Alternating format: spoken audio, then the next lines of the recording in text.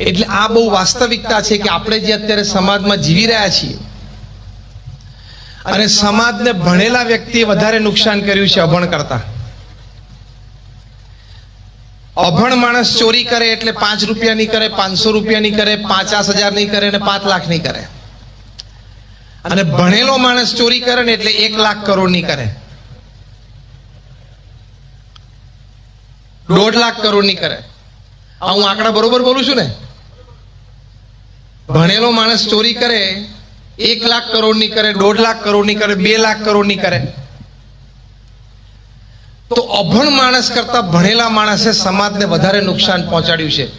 બીજી એક દ્રષ્ટિએ તમે જુઓ કે બોમ્બ્સ અને મિસાઇલ્સ બનાવે છે કોઈ અભણ વ્યક્તિ નથી. એમાંના ઘણા દુનિયાની સારામાં સારી કોલેજ અને યુનિવર્સિટીઝમાંથી સાયન્સ ગ્રેજ્યુએટ થયેલા છે, માસ્ટર્સ કરેલું છે, રિસર્ચ કરેલી છે. એટલે ઘણા બધા શ્રેષ્ઠ વૈજ્ઞાનિક બુદ્ધિ ધરાવતી વ્યક્તિઓ એ લોકો દિવસમાં 16 ને 18 કલાક કેમ માનવ જાતને જલ્દીથી સાફ કરી નાખવી એની માટે પ્રયત્નશીલ છે.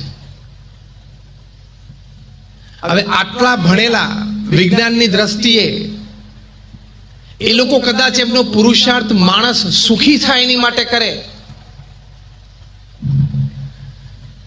તો વ્યક્તિ અને સમાજ, દેશ અને વિશ્વ એ બધા કેટલા સુખી થઈ શકે. પણ એ ભણ્યા પણ ગણ્યા નહીં, એટલે એમને પણ સુખી થતા આવડતું નથી અને લોકોને કેવી રીતે સુખી કરવા એ દિશા પણ આવડતી નથી.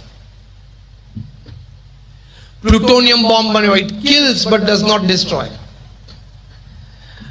પ્લુટોનિયમ બોમ્બ પડે એટલે બધા મરી જાય, ઓક્સિજન સક થઈ જાય અને આજુબાજુની બધી ચીજ વસ્તુ એમની એમ રહે. એટલે ઘણી વખત હું હસતા હસતા કહું છું કે તમે ટોયલેટમાં બેઠા હો અને એ વખતે પ્લુટોનિયમ બોમ્બ પડે તો તમે મરી જાઓ ને તમારા ટોયલેટ પેપરને કંઈ ના થાય. એટલે આજના ભણેલા ગણેલા વૈજ્ઞાનિકોએ મનુષ્ય જીવનની કિંમત ટોયલેટ પેપર કરતા પણ ઓછી કરી નાખી. જો આટલો બૌદ્ધિક વર્ગ સમાજનો વ્યક્તિ અને સમાજ દેશ અને દુનિયાને સુખી કરવા માટેના પ્રયત્નો કરે તો બધા જ સુખી થઈ શકે છે.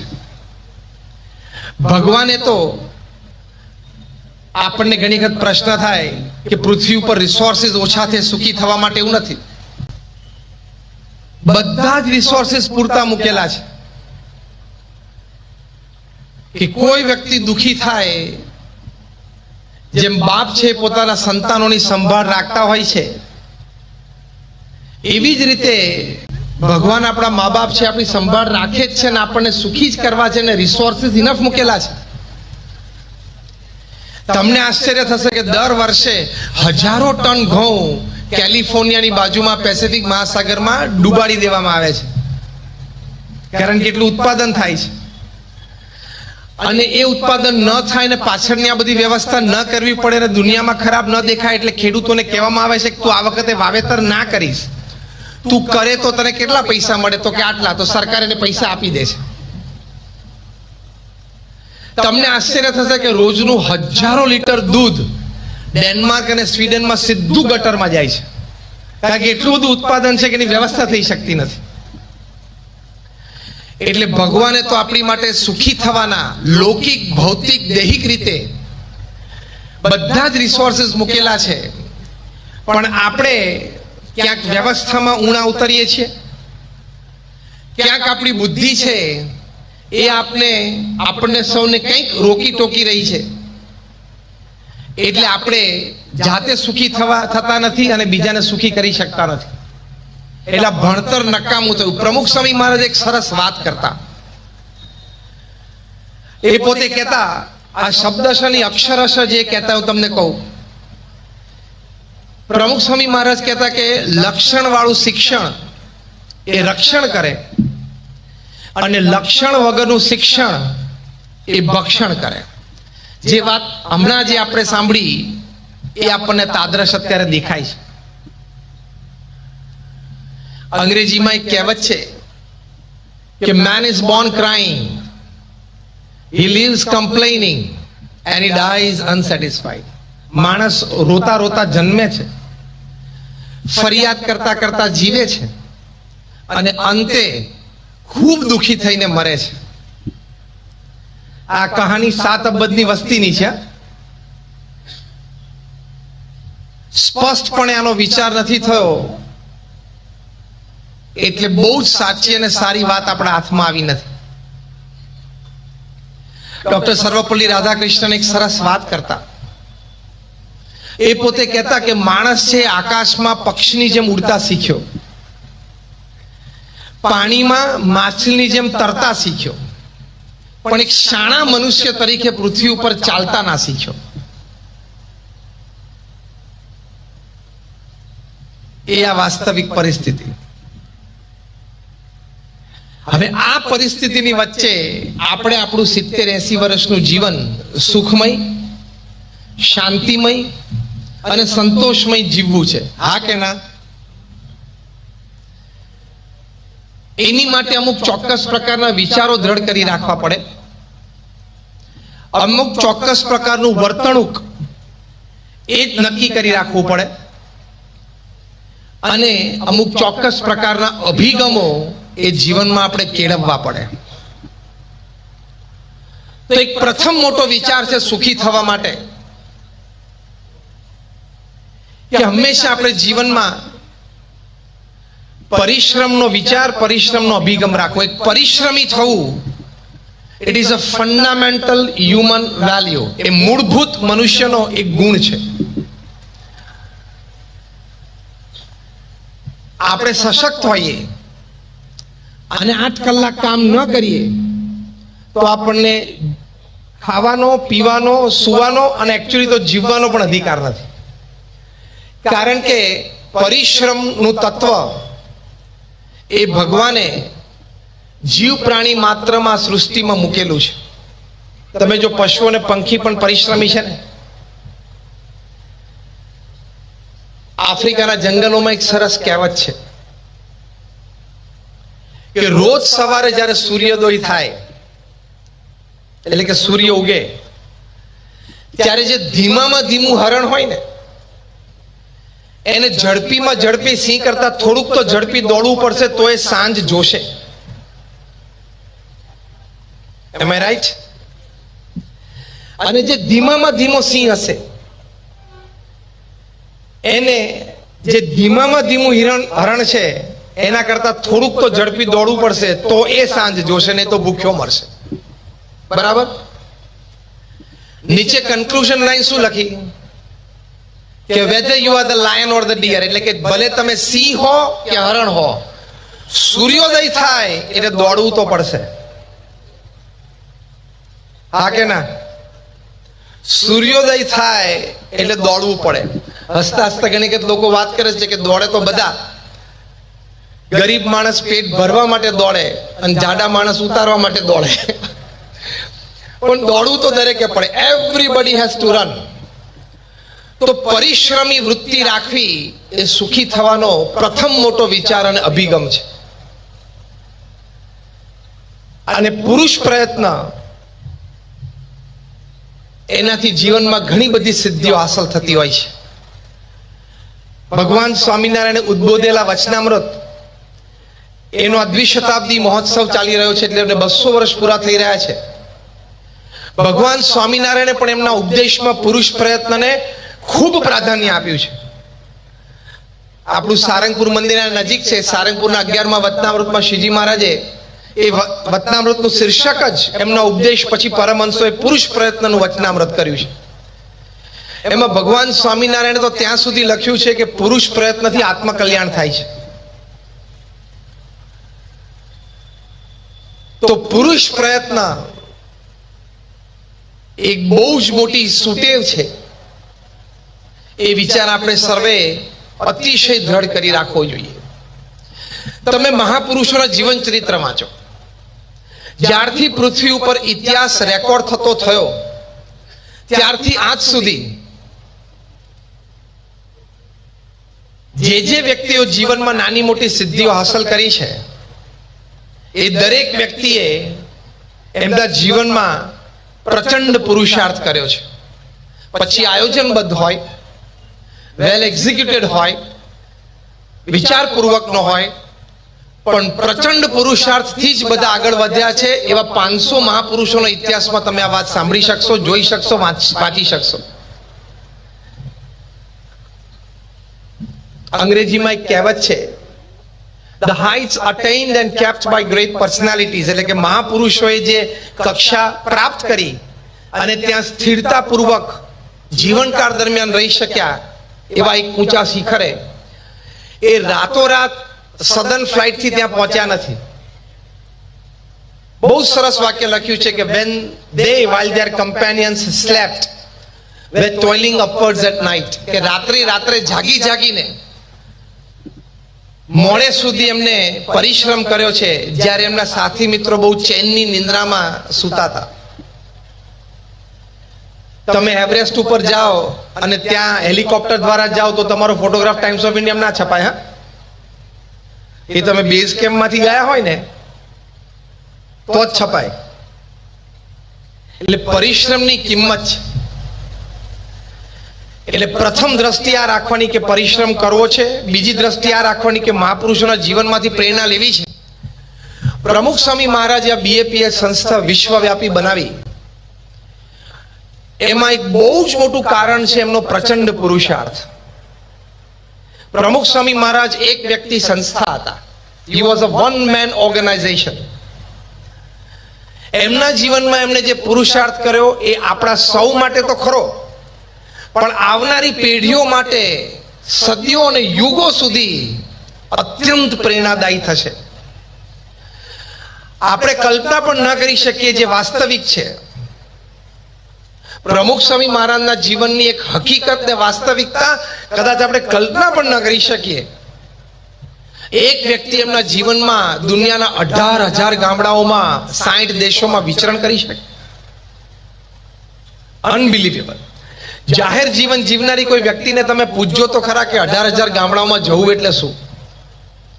જ્યારે એમની મોટી ઉંમર હતી 55, 58, 60, 65 સુધી, ત્યારે રાત્રે 10 વાગે ને 11 વાગ્યા સુધી આદિવાસીના ગામડામાં ઝૂંપડે જઈને એમને નિર્વ્યસની કર્યા છે, એમને સંસ્કૃત કર્યા છે. એમના સંતાનો તમે એમને ભણવા માટે મોકલો સ્કૂલે એવી પ્રેરણાઓ આપી છે. દાદરા નગર હવેલી દક્ષિણ ગુજરાતમાં કેન્દ્ર શાસિત પ્રદેશ છે. 72 ગામડાઓ છે. પ્રમુખ સ્વામી મહારાજ એક ગામડામાં ઘરે ગયા છે, ઝૂંપડે ફર્યા છે અને આ બધી પ્રેરણાઓ આપી છે. અમારા વડીલ સંત પૂજ્ય વિવેક સાગર સ્વામી આ વિચરણના, પ્રમુખ સ્વામીના પરિશ્રમના પ્રત્યક્ષ સાક્ષી. એમણે એમના લેખમાં બ્રહ્મોપનિષદ પુસ્તકમાં લખ્યું છે કે કેવો આ પુરુષાર્થ પ્રમુખ સ્વામી મહારાજે કર્યો. તો આજે 72 માંથી 42 ગામડાઓમાં સંપૂર્ણ કોઈ પણ વ્યક્તિને લેશ માત્ર વ્યસન નથી. ને તે લોકો તાળી પીતા, તાડના ઝાડ હોય એમાંથી તાળી બીડા બનાવે અને રોજ સાંજે પછી 7, 7:30, 8 થાય એટલે પીવે. વળી એમાં કોઈ કુંભાર હોય તો વળી પીન દાંડો થાય તો જે માટલા દિવસ દરમિયાન બનાવ્યા હોય એ બધા તોડી નાખે. પછી સવાર પાછો બેઠો પસ્તાય. પ્રમુખ સ્વામી મહારાજના વિચરણથી લોકોએ પોતાના ફળિયામાંથી આ તાડના ઝાડ કાઢી નાખ્યા. તાળી જે ચૂલા ઉપર બનાવતા હતા એ ચૂલાઓ તોડી નાખ્યા કે ભવિષ્યની પેઢીને ખબર ન પડે કે આપણા બાપ દાદાઓ તાળી પીતા હતા. તો જો એમને આવો પ્રચંડ પુરુષાર્થ કર્યો, એમના જીવનકાળ દરમિયાન એમને 7.5 લાખ પત્રો વાંચ્યા અને ઉત્તર આપ્યો. લોકો એમને પોતાના વ્યક્તિગત પ્રશ્નો માટે, પોતાના પારિવારિક પ્રશ્નો હોય, વ્યવસાયિક પ્રશ્નો હોય, સામાજિક પ્રશ્નો હોય, આધ્યાત્મિક પ્રશ્નો પણ હોય, એની માટે પ્રમુખ સ્વામી મહારાજને પત્ર લખતા. દરેક પત્રનો પ્રમુખ સ્વામી મહારાજ ખૂબ સુંદર, સ્પષ્ટ અને પ્રેક્ટિકલી એપ્લાય થઈ શકે એવો ઉત્તર આપતા. ખાલી એમ ન લખતા કે તમારી માટે પ્રાર્થના કરી છે, તમને આશીર્વાદ છે. જનરલ આન્સર નહીં, સ્પષ્ટ માર્ગદર્શન, સ્પષ્ટ સૂચન. અને આજે તમને હજારો લોકો તમને સમાજમાં મળશે કે જેમણે પોતાના કંઈક પ્રશ્ન માટે પ્રમુખ સ્વામી મહારાજને પત્ર લખ્યો હોય અને પત્રનો એને ઉત્તર અને માર્ગદર્શન મળ્યું હોય અને એ માર્ગદર્શન પ્રમાણે એમને કર્યું હોય અને આજે દુઃખી હોય એવો એક પણ વ્યક્તિ તમને નહીં મળે. બધા એવા મળશે કે અમે સુખી છીએ. આજે આટલા બધા પ્રશ્નો એ સાંભળવા અથવા વાંચવા એનો પ્રોસેસ કરવામાં કેટલી બધી મેન્ટલ એનર્જી વપરાય. આ સહેલી વાત નથી. એવી જ રીતે વ્યક્તિગત મુલાકાતમાં સવાર બપોર સાંજ એમ 400-500 વ્યક્તિ પ્રમુખ સ્વામી મહારાજને વ્યક્તિગત મળતા, 20 લાખ લોકોને એમને વ્યક્તિગત મુલાકાત આપી. સવારે પૂજામાં જતા હોય, સાંજે સભામાંથી આવતો હોય, વચ્ચે 2-5-15 જણાને મળી લે અને બધાના પ્રશ્નનું સમાધાન આપ્યું. હું તમને એક સેમ્પલ પ્રશ્ન રજૂ કરું, પ્રમુખ સ્વામી મહારાજ પાસે કેવા પ્રશ્નો આવતા, એક સેમ્પલ તમને જે સૂઝે ને એનો ઉત્તર મને આપજો. આ એક દ્રષ્ટાંત રૂપે છે. આવા પ્રકારના આવતા કોઈ વ્યક્તિ આવીને પ્રમુખ સ્વામી મહારાજને મુલાકાત દરમિયાન વ્યક્તિગત મળીને કહે કે સ્વામી, હું અત્યારે નવસારીમાં રહું છું, મારી સરકારી નોકરી છે અને મારે પ્રમોશન આવ્યું છે, એટલે પ્રમોશન સાથે બદલી આવે. સાહેબ બરોબર છે ને? પ્રમોશન અને ટ્રાન્સફર ભેગું આવે. પછી એટલે કે મારે હિંમતનગર જવાનું થયું છે. આ દ્રષ્ટાંત છે કે નવસારીથી મારે હિંમતનગર ટ્રાન્સફર મળી છે. હું રાજી છું, મને પ્રમોશન મળ્યું છે, મારો પગાર વધારો થયો છે, સરકારી નોકરી છે, એટલે મને જવામાં કંઈ બાદ નથી. પણ મારો પ્રશ્ન એ છે કે ડિસેમ્બરનો મહિનો છે, મારો દીકરો દીકરી એક 10મા ધોરણમાં છે, એક 12મા ધોરણમાં છે, બંનેને બોર્ડ એક્ઝામ છે 2.5 મહિના પછી. હવે હું ફેમિલીને લઈને ત્યાં જઉં તો ત્યાં નવી સ્કૂલ, નવા ટ્યુશન, આ લોકોને એડજસ્ટ થાય ન થાય. અમુક કોર્સ અહીંયા ચાલી ગયા હોય, ત્યાં ન ચાલ્યા હોય, અહીં ન ચાલ્યા હોય, ત્યાં ચાલી ગયા હોય, તો એ લોકોને તકલીફ પડે. ને આજે તો 1-2 માર્ક ઓછા હોય તો પણ સારી કોલેજ ને સારો કોર્સ હાથમાંથી જતો રહે. હવે એ લોકોને અહીંયા પાછળ રાખીને જવા એવી સ્થિતિ નથી. કોઈ અમારા સગાવાલા નથી અને મારે ગવર્મેન્ટ ક્વાર્ટર ખાલી કરવાનું છે. એટલે મારે મૂંઝવણ એ છે કે આ પ્રમોશન લઉં કે ના લઉં. જો આ સંતાનોનો ખ્યાલ રાખીને પ્રમોશન ન લઉં તો રોટેશનમાં પાછું 7 વર્ષે આવે તો હું શું કરું? પ્રમોશન લઈને નવસારીથી હિંમતનગર જવું કે ના જવું? જો બધાના ચહેરા ઉપર મૂંઝવણ શરૂ થઈ ગઈ. આવા પ્રશ્ન 150 જણાની લાઈનમાં ઉભા હોય અને રોજના 60 થી 70. અત્યારે મહંત સ્વામી મહારાજને તો હમણાં મેં શ્રુતિપ્રિય સાહેબ પૂછ્યું હતું, 100 કરતા ઉપર રોજના પત્રો. પણ બહુ જ શાંતિથી, ખૂબ સ્થિરતાથી, ખૂબ પ્રસન્ન મને રાજી થકા બધાને પ્રમુખ સ્વામી મહારાજે માર્ગદર્શન આપ્યું. આ પ્રચંડ પુરુષાર્થ છે. પ્રમુખ સ્વામી મહારાજનો દૈહિક ભીડો માપદંડમાં આવે કારણ કે આંકડામાં આવી શકે. એમને જે માનસિક શ્રમ કર્યો છે એના જીવનમાં, it is unbelievable, beyond the can of human intelligence. એટલે માની જ ન શકાય એવી વાત છે અને મનુષ્યની બુદ્ધિમાં બેસે નહીં એવી વાત છે. આપણને આપણો મિત્ર આ પ્રશ્ન પૂછે તો આપણે શું જવાબ આપીએ? એવું કહીએ કે એમ કરને તું નક્કી કરને પછી હું છું. એટલે નક્કી નથી થતું એટલે તને પૂછું છું. પ્રમુખ સ્વામી એવું નહીં કહેવાનું, કેમ કર ને અત્યારે સવારે છે તું સાંજે પાછો મળ. સાંજે બીજા 150 છે આવા.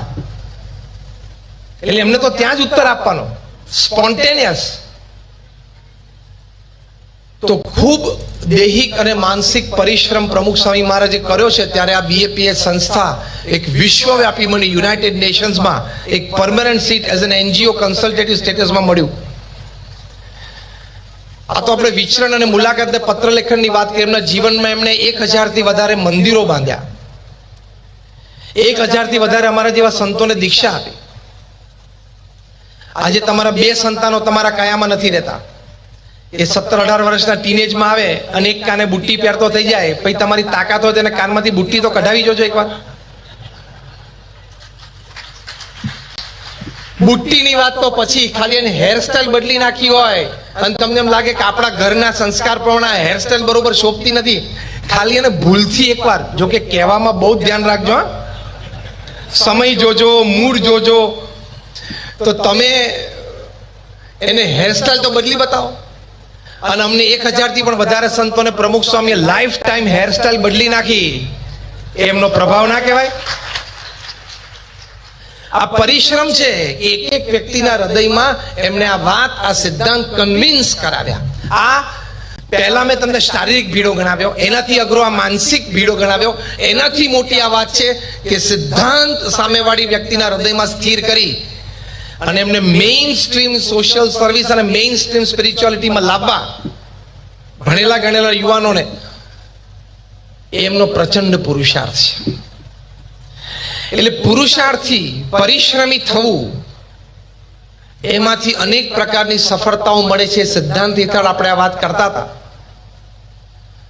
તો પરિશ્રમમાંથી કોઈ દિવસ પાછું ન પડવું, ખચકાવું નહીં, ડગવું નહીં, શરમ ન રાખવી, ગભરાવું મૂંઝાવું નહીં અને આળસ તો ક્યારેય ના રાખવી. પ્રમુખ સ્વામી મહારાજ એક વખત ગોંડલમાં હતા, રૂમમાં બેઠા હતા, 11:15 સમય થયો હશે અને સાહજિક જ આમ ત્યાં પહોંચ્યા, ઠાકોરજીના દર્શન કરીને બેઠા હતા. આમ કોઈક એટેન્ડન્ટ સૈનને બોલાવે અથવા તો જમવાનો સમય આવતો તો નજીક. નાનમુનિ સ્વામી અંદર રૂમમાં એન્ટર થયા અને સ્વામીને આમ એકલા બેઠેલા સોફામાં જોયા. એટલે આમ એમને પણ ગમ્યું. આમ સ્વામી જરા રિલેક્સ મોડમાં હતા, કારણ કે સ્વામીને જ્યારે જુઓ ત્યારે પ્રવૃત્તિમય હોય. પ્રચંડ પુરુષાર્થ આપણને એમને શીખવાડ્યો. એટલે નારાયણ મુનિ સ્વામીએ બાપાને કહ્યું કે સ્વામી આમ એકલા બેઠા હો, કોઈ મુલાકાત ના હોય, પત્ર લેખન ના હોય, ફોન ના હોય, તો કંઈ ના હોય તો આમ સારું લાગે, આમ રાહત લાગે, ગમે? સ્વામી કે મુનિ ના હોય ને તો અમે ઊભું કરીએ. બાપાએ વાક્ય બોલ્યા હતા કે ના હોય ને તો અમે ઊભું કરીએ, અને આપણે રિવર્સ છે, હોય ને તો બંધ કરીએ, કાલે કરશું. પૃથ્વી ક્યાંય ધીમી ફરવાની નથી. હું આજે કામ નહીં કરું તો પૃથ્વીની સ્પીડ કંઈ ઘટી જવાની નથી. બહુ મોટી કમ્પેરિઝન સિદ્ધિ. હું આજે કામે નહીં જઉં તો પૃથ્વીની સ્પીડ કંઈ ઘટવાની એ જ સ્પીડે ફરે. અને સૂર્ય કંઈ કાલે નથી ઉગવાનો એવું નથી, ઉગવાનો છે જ.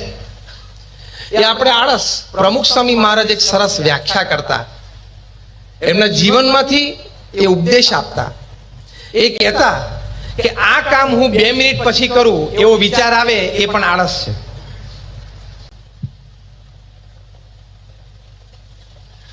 તો જો આવો પુરુષાર્થ એમને કર્યો છે તો પરિશ્રમી થવું. તમે મહાપુરુષોના જીવન ચરિત્ર વાંચો, રતન ટાટા હોય, મુકેશ અંબાણી હોય, સચિન તેંડુલકર હોય, આજે વિરાટ કોહલી છે. પ્રચંડ પુરુષાર્થ. ભગવાને કંઈક નાની મોટી કળા બક્ષિસ પણ આપી હોય, પણ એ કળાને સાચવવા માટે પણ તમારે પુરુષાર્થ કરવો પડે. ભગવાને તમને કોઈ રોજગારમાં વિશેષ બુદ્ધિ શક્તિ આપી હોય, પણ એમાંથી ધન ઉપાર્જન માટે તમારે પુરુષ પ્રયત્ન કરવો જ પડે. જે હકીકત છે. સચિન તેંડુલકરે જ્યારે 20 વર્ષ આંતરરાષ્ટ્રીય ક્રિકેટના પૂરા કર્યા ત્યારે ટાઈમ્સ ઓફ ઇન્ડિયા એમની માટે સ્પેશિયલ પૂર્તિ તૈયાર કરી. ટાઈમ્સ ઓફ ઇન્ડિયાના પત્રકારે એમને પૂછ્યું કે તમારી સફળતાનું રહસ્ય શું છે? ત્યારે સચિન બોલ્યા. એમણે કહ્યું કે મારી સફળતાનું એ રહસ્ય છે કે 20 વર્ષનું મારું આંતરરાષ્ટ્રીય ક્રિકેટ અને તે પહેલા 4 વર્ષનું ડોમેસ્ટિક ક્રિકેટ, 24 વર્ષમાં મારા જીવનનો એક પણ એવો દિવસ નથી, સાંભળજો, 24 વર્ષમાં મારા જીવનનો એક પણ દિવસ એવો નથી કે જ્યારે સવારે 6 વાગે હું નેટ પર ન પહોંચ્યો હોય અને 500 બોલ મેં ફેસ ના કર્યા હોય. પત્રકાર હોશિયાર હતા. ઉત્તરમાંથી બીજો પ્રશ્ન શોધી કાઢ્યો. એ કે આગલા દિવસે તમે સેન્ચુરી કરી હોય, ડબલ સેન્ચુરી કરી હોય, તમે સારા ફોર્મમાં હો તો તમને એમ થાય કે હું અત્યારે તો બહુ સારા ફોર્મમાં છું, કદાચ આજે પ્રેક્ટિસ ના કરું તો ચાલે. સચિન તરત બોલ્યા કે આગલા દિવસે સેન્ચુરી કરી હોય, હું નોટ આઉટ હોઉં તોય સવારે 6 વાગે નેટ પર પહોંચી જવાનું. પત્રકાર હોશિયાર હતા. ત્રીજો પ્રશ્ન પૂછ્યો કે તમને સવારના પોરમાં મન ના થાય કે મેં તો સદી કરી છે, બેવડી સદી કરી છે, તો છાપામાં બધે મારા ફોટા હશે, કયા છાપાવાળાએ કેવો ફોટો લીધો છે, નીચે કેપ્શન શું લખ્યું છે, એ હું જરા જોઉં, વાંચું, આમ ગલગલિયા ના થાય? સાહજિક માનવીય વૃત્તિ છે ને, સાહજિક ઈચ્છાઓ છે આપણી. સચિન તરત બોલ્યા, અદ્ભુત વાક્ય બોલ્યા કે જો હું એ જોવામાં સવારે લોભાઈ જાઉં, લલચાઈ જાઉં તો મારી પ્રેક્ટિસ બગડે, અને મારી પ્રેક્ટિસ બગડે એટલે મારા પરફોર્મન્સ ઉપર એની અસર આવે. એટલે હું મન ઉપર અત્યંત સંયમ રાખું છું. મને ખબર હોય કે બધા જ ન્યૂઝપેપરમાં આખા ભારતમાં મારા ફોટોગ્રાફ હશે, છતાં હું સવારે 6 થી 9 મીડિયા ઓપન કરતો જ નથી. અને તમે સવારના પોરમાં 6 વાગે ઉઠીને પલંગમાંથી બહાર નીકળો તે પહેલા ડેટા ચાલુ કરીને વોટ્સએપ ચાલુ કરો. તે તું સચિન કરતા મોટો સેલિબ્રિટી છું? તારા ઇન્સ્ટાગ્રામ ઉપર 2.5 મિલિયન ફોલોવર્સ છે. આપણે પરિશ્રમની કિંમત એટલે કે પરિશ્રમનું મૂલ્ય એ જીવનમાં સમજ્યા નથી. પ્રચંડ પુરુષાર્થ કરે ને તો ભગવાનના આશીર્વાદ પણ ઉતરે. શુદ્ધ ભાવે વૃત્તિ શુદ્ધ રાખવાની, નીતિ સાચી રાખવાની, ભાવના 100% સાચી રાખવાની અને પ્રયત્ન કરતા જ રહેવાનું, તો ભગવાનના આશીર્વાદ થાય જ. તમારા નસીબ ફરે જ, પ્રારબ્ધ ફરે જ. એટલી તાકાત પુરુષ પ્રયત્નમાં છે. પુરુષ પ્રયત્નમાં પ્રારબ્ધને ફેરવાની તાકાત છે. ભગવાન સ્વામિનારાયણ એમના પ્રથમના 29મા વચનામૃતમાં પણ પુરુષ પ્રયત્નને ખૂબ ભાર આપ્યો છે. અને આપણે એક કહેવતમાં બોલીએ છીએ ને કે પુરુષ પ્રયત્ન અને ઈશ્વર કૃપા. પુરુષ પ્રયત્ન કરે એની પર ઈશ્વર કૃપા થાય જ. ભગવાન અને સંતનો રાજીપો થાય જ. શુદ્ધ ભાવે નીતિ સાચી રાખીને કરતા રહેવાનું. તો પરિશ્રમની વૃત્તિ હંમેશા રાખવી. મહાપુરુષો એ માર્ગે ચાલ્યા છે. મહાજનો યેન ગતઃ સપંથાઃ. મહાપુરુષો જે માર્ગે ચાલ્યા છે એ માર્ગે ચાલવાનો પ્રયત્ન કરવો. અને કદાચ કોઈક વખત કામ ન હોય આપણી પાસે, આપણને એમ થાય મારી પાસે કઈ કામ જ નથી, અથવા તો મારા કારખાનામાં અત્યારે 2 કલાકનું જ કામ છે, તો કંઈક વાંચન કરવું, કોઈક બીજી પ્રવૃત્તિમાં પ્રવર્તવું, પણ સિદ્ધાંત તો આ જ રાખવો કે 8 કલાક તો કામ કરવું જ છે.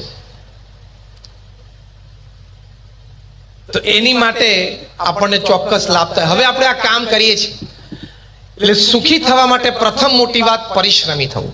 પણ એ પરિશ્રમમાં અમુક સિદ્ધાંતો આપણે ખ્યાલ રાખવા પડે કે નીતિ નિયમ સિદ્ધાંતને આપણે બાજુ પર મૂકીને પરિશ્રમી થઈએ તો કોક વખત નાનો મોટો પ્રશ્ન આવી શકે.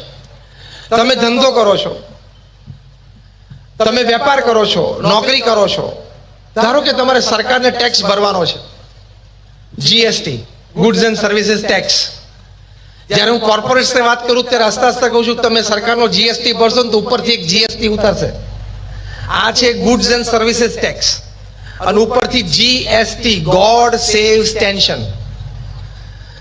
આ ટેક્સ બરોબર ભરશો ને તો ભગવાન તમારું ટેન્શન ઓછું રાખી દેશે.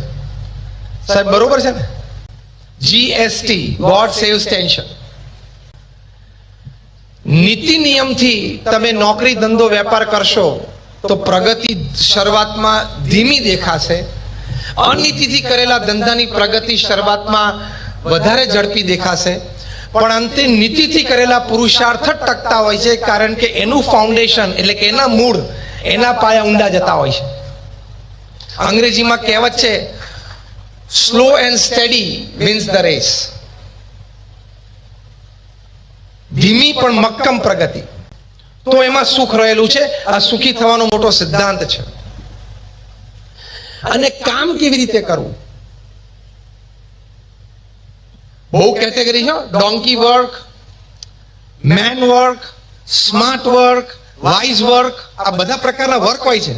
કે ગધેડાની જેમ મજૂરી કરવી એ પણ કામ, મનુષ્યની જેમ વિચારીને કરવું એ પણ કામ.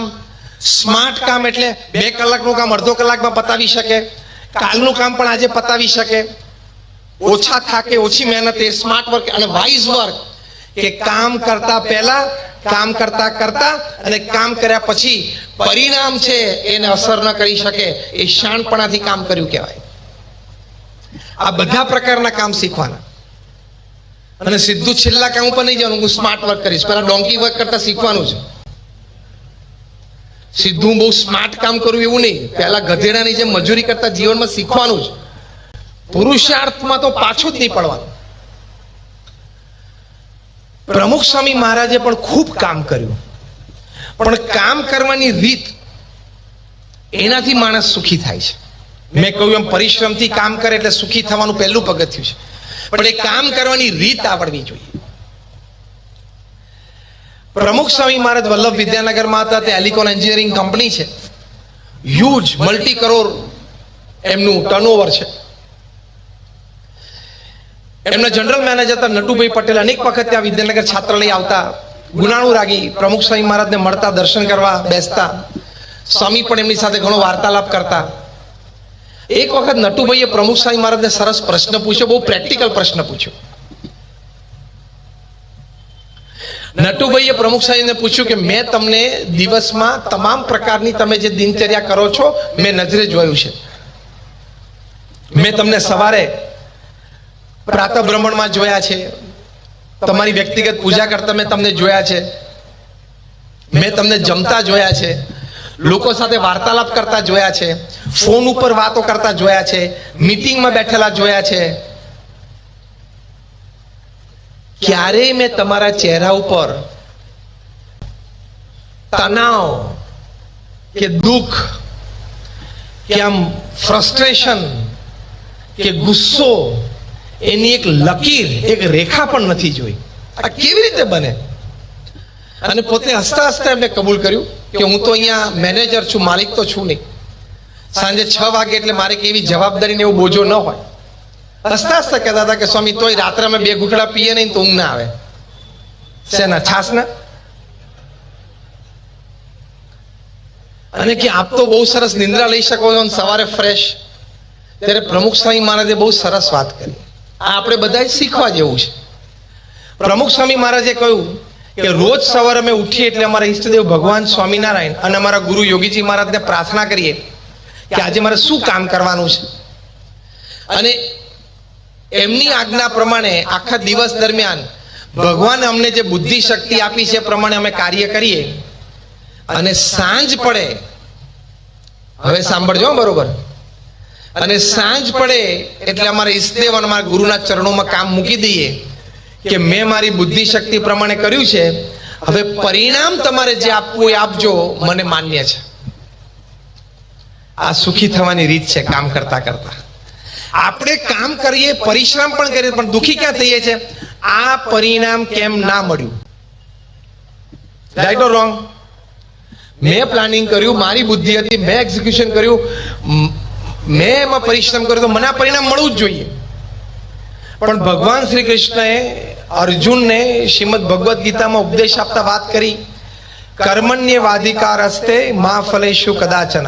શું કહ્યું એમને? કે કર્મ કરવું એ તારું ફરજ છે, અધિકાર છે, તું કર. પણ ભગવાન શ્રી કૃષ્ણે શું કહ્યું? કે ફળ હું નક્કી કરીશ. એટલે કે ભગવાન નક્કી કરશે. કારણ કે આ વાત હું તમને પ્રેક્ટિકલી સમજાવું. હું 2 પ્રશ્ન પૂછીશ ને 2 પ્રશ્નમાં તમે બધા હા પાડશો, કોઈ ના નહીં પાડી શકો.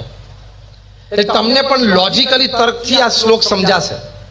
પહેલો પ્રશ્ન, તમને બધાનો અનુભવ હશે કે કોઈ કાર્ય માટે કોઈક વખત તમે ખૂબ સારું વિચાર્યું, ખૂબ સારું આયોજન કર્યું, સારો પુરુષાર્થ કર્યો, યોગ્ય વ્યક્તિઓ પણ તમારી સાથે હતા, મટીરિયલ મેન મની રિસોર્સિસ જે અંદર મૂકવાના તે પણ તમે મૂક્યા, છતાં પણ ધારી સફળતા ન મળી, સફળતા ઓછી પણ મળી અને કોઈક વખત નિષ્ફળ પણ ગયા. હા કે ના?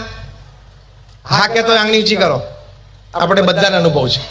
હવે બીજો પ્રશ્ન, આપણને બધાને અનુભવ છે કે કોઈક વખત આપણે ઓછું વિચાર્યું હોય, ઓછું પ્લાનિંગ કર્યું હોય, ઓછું એક્ઝિક્યુશન થયું હોય, આપણને પણ અસંતોષ હોય કે મેં ધાર્યા પ્રમાણે અંદર મહેનત નથી કરી આ પ્રોજેક્ટમાં, અને યોગ્ય વ્યક્તિઓ પણ ન મળ્યા હોય,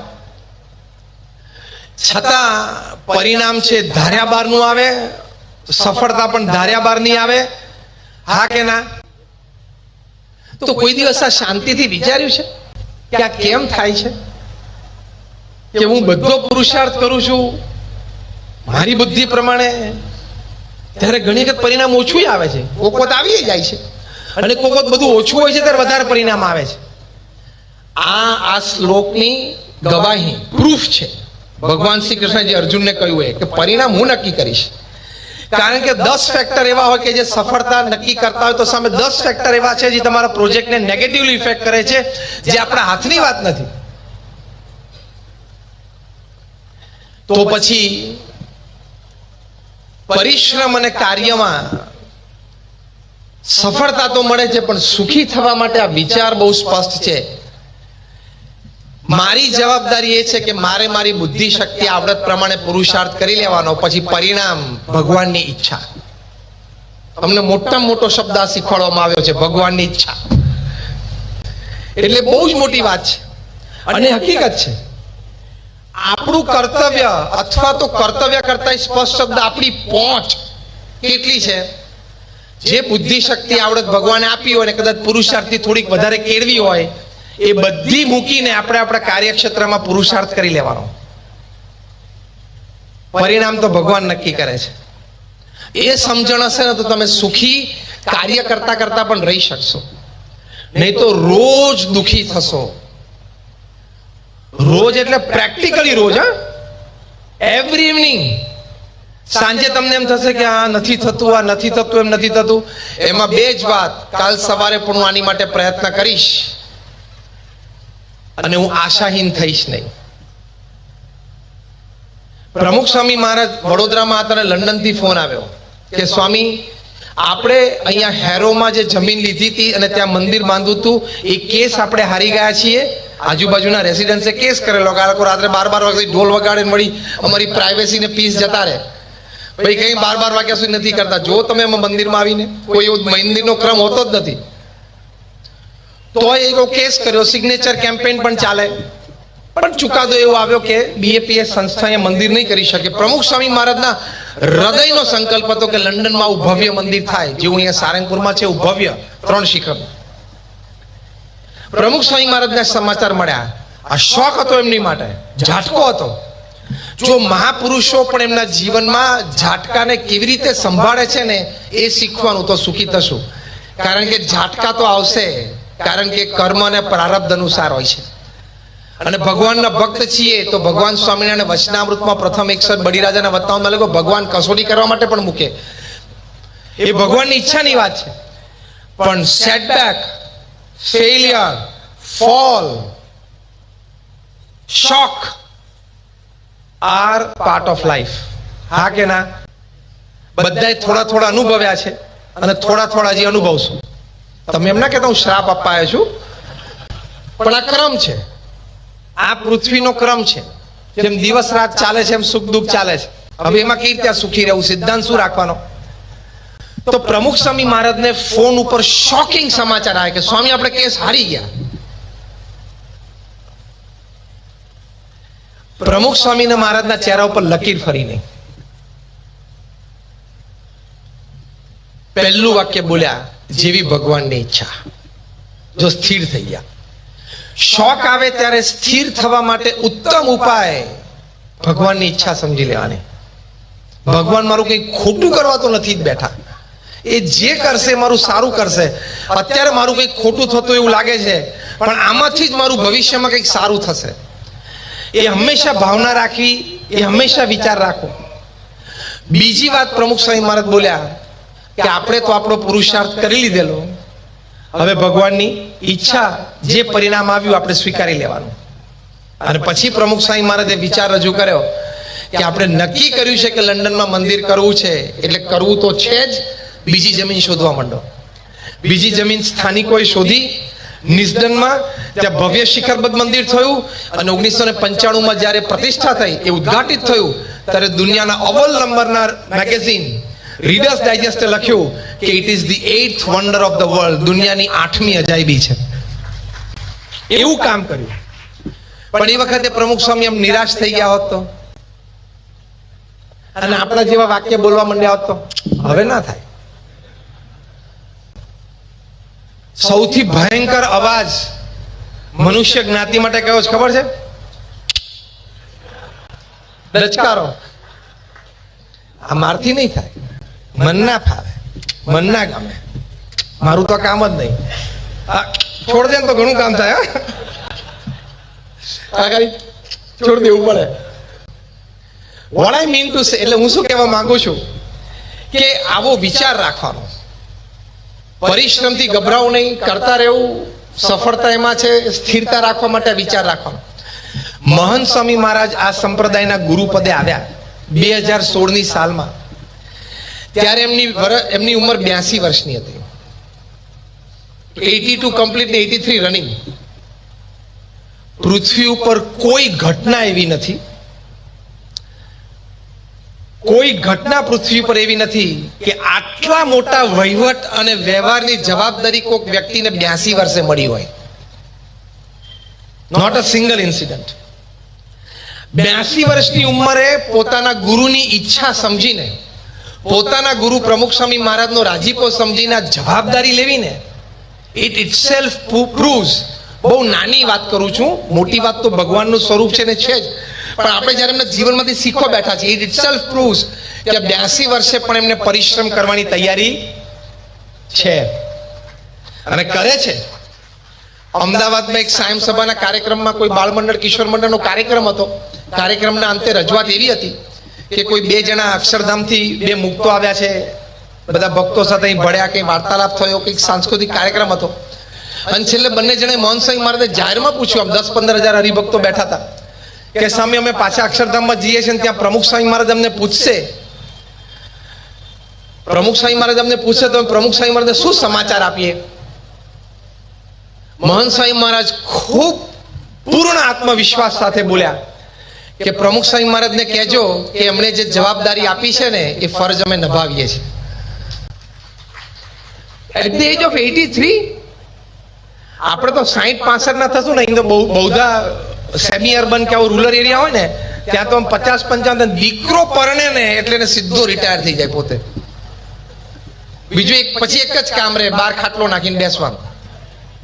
જે દ્રશ્યો તમે કાઠિયાવાડમાં સવારે 7 વાગ્યાથી જોતા હશો, બપોર 11 વાગે પણ જોવા મળે, સાંજે 4 વાગે પણ જોવા મળે, સાંજે 7 વાગે છેલ્લું દ્રશ્ય.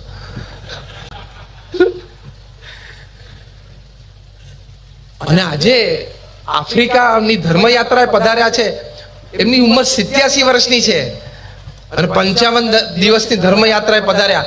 એમનો દૈનિક ક્રમ તમે જુઓ તો 50-60 વર્ષનો વ્યક્તિ શરમાય એવું એમનો દૈનિક ક્રમ છે અને ફૂલ એનર્જીથી કામ કરે છે. તો આ 2 વિચાર છે કે પરિશ્રમી થવું, અને બીજો વિચાર મહંત સ્વામી મહારાજના હૃદયમાં શું છે કે ગુરુએ જવાબદારી આપી છે એટલે મારી આ ગુરુ ભક્તિ છે અને મારે દેહની પરવા કર્યા સિવાય કરવું. તો આ વિચારથી આપણે કાર્ય પ્રવૃત્તિમાં પણ ખૂબ સ્થિરતા રાખી શકીએ છીએ.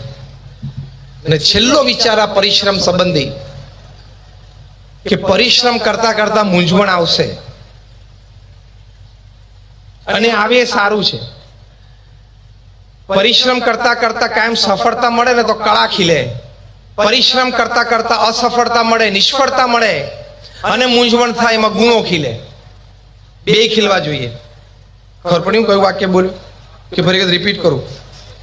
પરિશ્રમ કરતા કરતા સફળતા મળે એટલે કળા ખીલે, અને પરિશ્રમ કરતા કરતા નિષ્ફળતા મળે એમાં ગુણો ખીલે. એટલે કળા અને ગુણ 2 ખીલવા જોઈએ. એ કળા અને ગુણ 2 ખીલે બહુ મોટી વાત છે. તેમાં સુખી થવા માટે એક બહુ જ મોટી વાત છે, એમાં ભગવાનનું અનુસંધાન. પ્રમુખ સ્વામી મહારાજને પ્રોફેસર રેમન્ડ વિલિયમ્સે લંડનમાં 1985માં જેમણે પુસ્તક લખ્યું, the new face of Hinduism, the Swaminarayan sect, એ પુસ્તક પ્રોફેસર રેમન્ડ વિલિયમ્સે લખ્યું છે. એ અંતર્ગત પ્રમુખ સ્વામી મહારાજને ખૂબ સુંદર ઇન્ટરવ્યુ એમને લીધેલો. પોતે હેડ ઓફ ધ ડિપાર્ટમેન્ટ હતા રિલિજનના, ત્યાં વેબેશ કોલેજમાં મેસેચ્યુસેટ્સ યુએસમાં. એમણે પ્રમુખ સ્વામી મહારાજને પ્રશ્ન પૂછ્યો કે તમે બહુ નાની ઉંમરે સાધુ થયા છો. બહુ સાંભળવા જેવા પ્રસંગ છે. તમે બહુ નાની ઉંમરે સાધુ થયા છો, તમને લૌકિક કોઈ અનુભવ નથી, તમે દુકાન ચલાવી નથી એટલે દુકાનનો અનુભવ નથી, કારખાનું વેપાર ધંધો નથી કર્યા એટલે તમને એનો અનુભવ નથી, તમે સંસાર માંડ્યો નથી એટલે તમને પતિ પત્નીના પ્રશ્નો હોય, સંતાનોના પ્રશ્નો હોય, તમને ખબર નથી. તો હું જોઉં છું કે સવારથી લોકો તમને આ સંબંધિત પ્રશ્ન પૂછવા આવે છે અને તમે છૂટથી ખચકાટ વગર હાના કરી દો છો. શેના આધારે કરો છો? તમે લાકડાનો લોઢાનો વેપાર કરતા હોય, કપચીની કોરી હોય, તમારે કોક તમને પૂછે કે માઇક્રોસોફ્ટનું બીજું શું બોલ્યો તું? લાઈન જ નહીં ને. અને જે લાઈન આપણી ન હોય એમાં આપણે સલાહ ના આપી શકીએ. જો કે આપણી ટેવ તો છે જ. આ વખતે ક્રિકેટ વર્લ્ડ કપમાં ન્યુઝીલેન્ડ સામે સેમીફાઇનલમાં ભારત હારી ગઈ. બધાને દુઃખ તો થયું હશે, કારણ કે બહુ સ્ટ્રોંગ ટીમ હતી. આ વખતે સ્ટ્રોંગેસ્ટ ટીમ હતી અત્યાર સુધી વર્લ્ડ કપમાં ગઈ. આપણને બધાને મનમાં હશે કે જો મેચ પહેલા વિરાટ કોહલી મને 5 મિનિટ મળ્યા હોત ને તો મારે એવી સરસ સલાહ એમને આપી હતી, પણ હવે એ મળ્યા નહીં, એમને આપણે પૂછ્યું નહીં, પૂછ્યું હોત તો કઈ ક્યાં હવે. અને બીજી સલાહ શું એ ખબર છે? T20 રમાતી હોય, બોલ ઓફ સ્ટમ્પ ઉપર પડે, આઉટસ્વિંગ થાય, અવે ફ્રોમ ધ બોડી જાય, 2-2.5 ફૂટ દૂર સ્લેશ મારે વિરાટ કોહલી કે રોહિત શર્મા અને કટ લાઈન ફર્સ્ટ સ્લીપમાં જતી રહે. એટલે અહીંયા બોટાદમાં ઘરે ગંજી અને લેંગો પહેરીને મમરા ખાતો ખાતો ટીવી જોતો જોતો સલાહ આપે કે આટલું તો મને ખબર પડે છે, બોલ આઉટસાઇડ ધી ઓફ સ્ટમ્પ હોય, અવે ફ્રોમ ધ બોડી હોય તો રમવા જવાય જ નહીં, કટ લઈને જતો જ રહે, જજમેન્ટ ના આવે. એને ખબર નથી પડતી. સારું, તને ખબર પડે તો તને હવે મોકલશું, બીજું શું.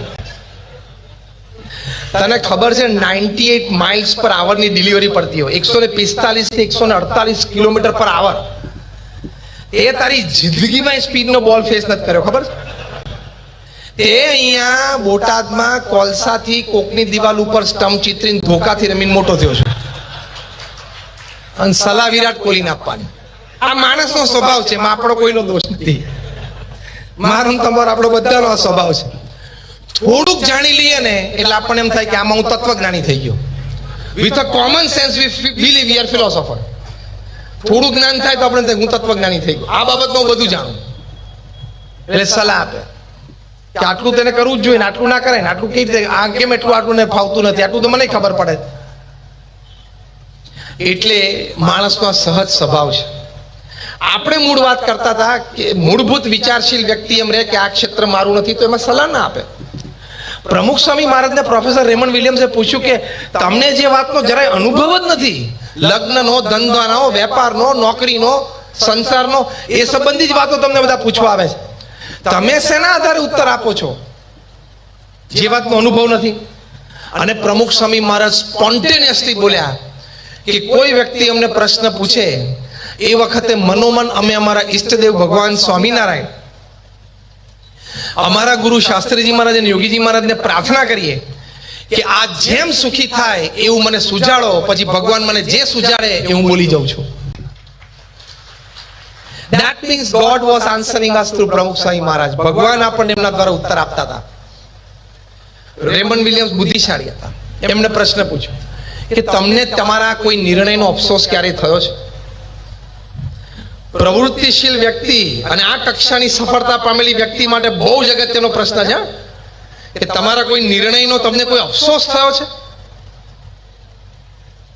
દ્રષ્ટાંત રૂપે કે તમે કોઈને એમ કહ્યું હોય, કોઈ આઈને કે સ્વામી નોકરી છોડી દઉં, ધંધો કરવો છે, દુકાન છે, મારા પાર્ટનર મારો મિત્ર છે એની પાસે દુકાન છે, મને આવડત છે અને અમે ભેગા થઈને ધંધો કરીએ છીએ, પણ મારે એની માટે નોકરી મૂકી દેવી પડે, તો નોકરી મૂકી દઉં? ધારો કે તમને આવો પ્રશ્ન પૂછે, તમે એને આશીર્વાદ આપો, મૂકી દે, ધંધો કર, આશીર્વાદ છે, સારું ચાલશે. પછી આમ રૂમની બહાર જતો તમે એને પાછો બોલો, મેં તને શું કીધું? તો કે સાહેબ તમે કીધું નોકરી છોડ દો, ધંધો કર. ના, તું રહેવા દે, તું પાછી નોકરી ચાલુ રાખ. એવો નિર્ણય બદલ્યો છે તમે? બહુ જ પ્રેક્ટિકલ પ્રશ્ન પૂછેલો. પ્રમુખ સ્વામી મહારાજે કહ્યું ક્યારેય નહીં, કારણ કે ભગવાન એમના દ્વારા ઉત્તર આપતા હતા. હવે આપણને જ આ પ્રશ્ન પૂછ્યો હોય કે તમને તમારા જીવનમાં કોઈ નિર્ણયનો અફસોસ છે એવું પૂછ્યું હોય તો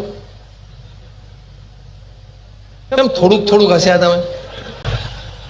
ઘણા બિચારે તો જીવનમાં જે મુખ્ય નિર્ણય લીધો છે એમાં જ તકલીફ છે કે તે દિવસે મંડપ બાંધેલો હતો, શરણાઈઓ વાગતી હતી, ઢોલ વાગતા હતા, અને એ દિવસે જે છાતી કાઢીને હાર પહેરી લીધો, કેમેરો આવે તો ને તેઓ ગળામાં ઘંટ આવી ગયો છે. પ્રમુખ સ્વામી મહારાજ સ્પોન્ટેનિયસલી બોલે કે અમને કોઈ અમારા નિર્ણયનો અફસોસ જ નથી. તો પરિશ્રમી અને પ્રવૃત્તિમાં આપણે બધા છીએ, એમાં ભગવાનના આધારે નિર્ણય લેવો. આપણે નિર્ણય આપણી બુદ્ધિ શક્તિ પ્રમાણે કરીએ, પણ એકવાર ભગવાનને પ્રાર્થના કરી લેવી કે તમે મને બુદ્ધિ સુજાડજો, હું તો આવો નિર્ણય લઉં છું, પણ મારા સારા માટે જે હોય એવું મને સુજાડજો અને આપ મારા દ્વારા કાર્ય કરજો. એવી પ્રાર્થના સાથે તમે પ્રવૃત્તિ, વેપાર, ધંધો, નોકરી, દુકાન, કારખાનું કરો તો એમાં તમને નાની મોટી સફળતા પણ પ્રાપ્ત થશે અને કદાચ નિષ્ફળતા પ્રાપ્ત થશે તો સ્થિરતા તો રહેશે. આ સુખી થવાનો સિદ્ધાંત. દર વખતે તો સફળતા નહીં મળે ને, દર વખતે તો સફળતા મળવી અઘરી છે. અને અત્યારે પાછી મંદી શરૂ થઈ, ઇકોનોમિક સ્લોડાઉન શરૂ થયું, એટલે નાની મોટી તકલીફો બધા ના આવવાની. 10-15 વર્ષે દરેક દેશે આ ક્રમમાંથી પાસ થવું જ પડે છે. એટલે આ વિચારો પરિશ્રમમાં રાખવાના. બીજો સુખી થવાનો સિદ્ધાંત એ છે, ગ્રહસ્થ આશ્રમી તરીકે પૈસાનું યથાર્થ રૂપ જાણી રાખવું. પૈસો ખૂબ જરૂરી છે, એ બહિર પ્રાણ છે. એની માટે પુરુષાર્થ કરવો અને ખૂબ સારા પૈસા કમાઈ શકો એની માટે પ્રવૃત્તિશીલ રહેવું જ એની ના નથી. એ સુખી જીવનનો એક મુખ્ય પાયો છે.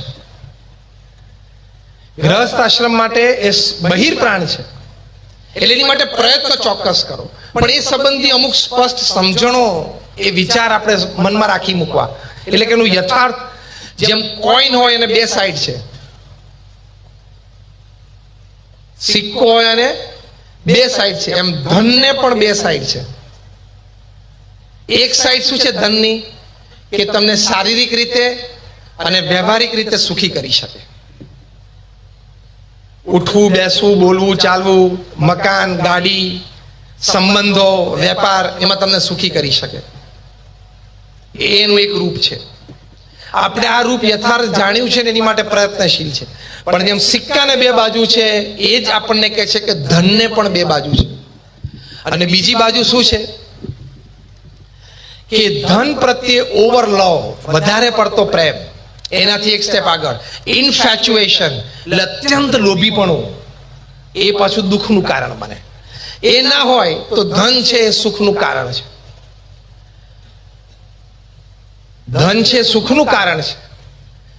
માયા કાયમ દુઃખદાયી નથી. જો માયા છે એ સત્વગુણમાં આપણને રાખતી હોય અને ભગવાનની સેવામાં રાખતી હોય તે સુખદાયી છે. એવું ભગવાન સ્વામિનારાયણનો અભિપ્રાય છે, શાસ્ત્રોક્ત અભિપ્રાય છે.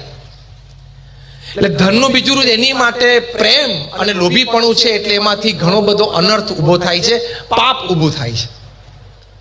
તો પછી એ દુઃખી કરે.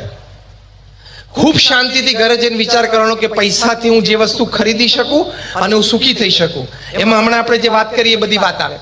અને એક લિસ્ટ એવું બનાવવાનું કે પૈસાથી જે વસ્તુ ખરીદાતી નથી અને મારે જીવનમાં અત્યંત જરૂરી છે સુખી થવા માટે, વિશ્વાસ, પ્રેમ, પારિવારિક સંબંધો, મિત્રતા, સ્વાસ્થ્ય, આ બધું પૈસાથી નથી મળતું અને અત્યંત જરૂરી છે સુખી થવા માટે. હું તમને ચોઈસ આપવા, દ્રષ્ટાંત સમજાવવા માટે, બેમાંથી એક ચોઈસ લેવાની. ચોઈસ એક, $1,000 અબજ. $1 અબજ એટલે અત્યારે ડોલરનો 70 રૂપિયા ગણો એટલે 7 લાખ કરોડ રૂપિયા થયા. $100 અબજ એટલે 7 લાખ કરોડ રૂપિયા, એ તમને આપવાના. ચોઈસ એક. અને ઓપ્શન 2, તમારું સ્વાસ્થ્ય અને તમારો પરિવાર બે તમારી પાસે લઈ જાઓ. કદાચ ત્રીજું ઓપ્શન, એ ઓપ્શનમાં ત્રીજી વાઈટ ઉપર અહીંયા એક આંટો ઓછો કરી નાખો. સ્વાસ્થ્ય લઈ લેવાનું, પરિવાર લઈ લેવાનો અને અહીંયા એક આંટો ઓછો કરી નાખવાનો. આ બે માંથી તમને કયું ઓપ્શન ગમે છે બોલો, એ આપીએ. $100 અબજ પણ અહીંયા એક આંટો ઓછો હોય શું કરવાનું? અને સ્વાસ્થ્યના પથારીમાંથી ઊભા ના થઈ શકતા શું કરવાનું? એટલે અંગ્રેજીમાં સરસ એક કહેવત છે, things that money can buy and make you happy, the list is quite small as compared to the list that things that money can buy and make you happy. એટલે એના પડતા વધારે પડતો પ્રેમ નહીં રાખવાનો. વધારે પડતો પ્રેમ અને લોભીપણું એ બહુ જ મોટા પ્રશ્નો સર્જે છે. તમે રોજ વાંચતા હશો. તમારી કંપનીનું નામ સત્ય હોય પણ તમે અસત્ય પ્રેક્ટિસ કરો એટલે પકડાયું નહીં પકડાયું. તમે સહારા હોય હજારો પરિવારના, હજારો પરિવાર માટે તમે ઘર બાંધી આપ્યા હોય તો પણ તમે તિહારમાં 2 સહારા 4 વર્ષ રહી શકો છો.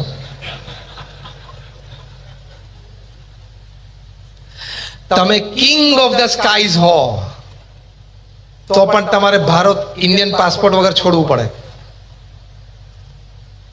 લંડન થી પાછા આવશે ને મોઢું ખોલશે એટલે એમને બીજા કેટલાને તકલીફ પડશે. પણ પૈસાના ઇન્ફેચ્યુએશનમાં એવું બની શકે કે 5, 7, 10 દિવસ સીબીઆઈ ની કસ્ટડીમાં પણ રહેવું પડે. વધારે પડતો પૈસાનો લોભ હોય તો. આ હકીકત છે, આ પ્રસંગો બનેલા છે, ઇતિહાસમાં છે, હકીકત છે. એટલે એમાંથી અનર્થ થાય અને ખોટું થાય. વર્ષો પહેલા તુલસીદાસજી રામાયણમાં લખ્યું, પરધન પથ્થર માનીએ. કે જે ધન તમારું નથી એ તમારી માટે પથ્થર છે, એની સામે થૂકવાનું પણ નહીં, આપણું થૂક પણ બગડે. તો સુખી થવાના સિદ્ધાંતમાં છે. અગેન, પૈસા માટે પુરુષાર્થ કરવો જ, પૈસામાં સુખ રહેલું જ છે, કારણ કે તમારો બધો વ્યવહાર એ જ સાચવે છે. પૈસા વગર તમે દુઃખ આવે છે એ હકીકત છે સમાજની, પણ પૈસાનું યથાર્થ રૂપ ન જાણ્યું હોય કે એમાં વધારે પ્રેમ અને લોભીપણાથી આટલું મોટું દુઃખ પણ સર્જાય છે, ન જાણ્યું હોય તો દુઃખી થાવ. એટલે એનું યથાર્થ રૂપ જાણી લેવાનું. એટલે બીજો સિદ્ધાંત આ છે